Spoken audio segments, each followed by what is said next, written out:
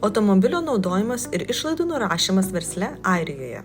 Šis video paaiškina, kaip automobilio pirkimas, naudojimas ir išlaidų nurašymas veikia tiek turint individualią veiklą, self-employed, tiek būnant įmonės, limited company direktoriumi. Self-employed – individuali veikla. Jei automobilis yra tavo vardu, jį galima naudoti verslo reikalams, tačiau tik verslo dalis gali būti priskirta prie leidžiamų išlaidų. Leidžiamas išlaidos. Išlaidų tipas – automobilio pirkimo kaina. Leidžiama dalis – nusidėvėjimas 12,5% per metus 8 metus. Degalai, draudimas, remontas pagal verslo naudojimo procentą. Parkavimo baudos – neleidžiamas. Kaip tai veikia praktiškai?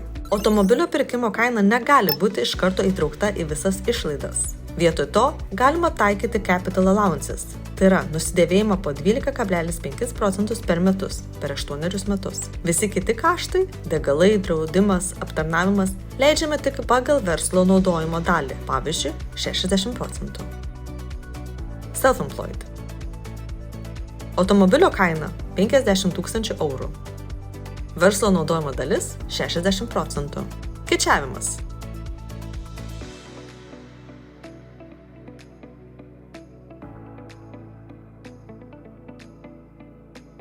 Svarbu atsiminti.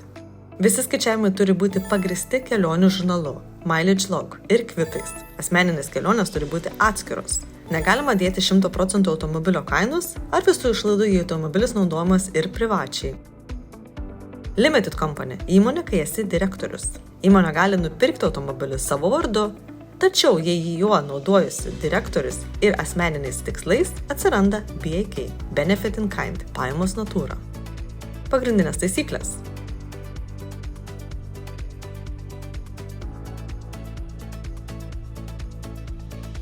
Pavyzdys – Limited company.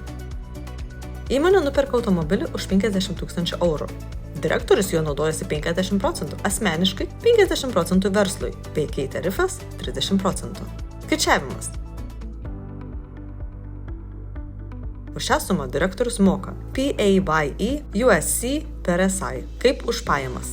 Įmonė moka darbdavio per SI. Elektrinis automobilis įmoniai. Jei įmonė nuperka elektrinį automobilį iki 45 000 eurų, taikomas 0% BIK. Tai reiškia jokių papildomų mokesčių direktoriui.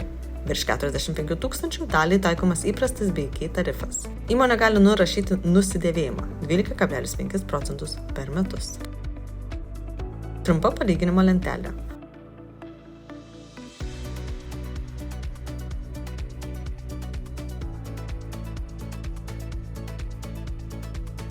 Self-employed gali nurašyti dalį automobilio kainos ir išlaidų pagal verslo naudojimo procentą.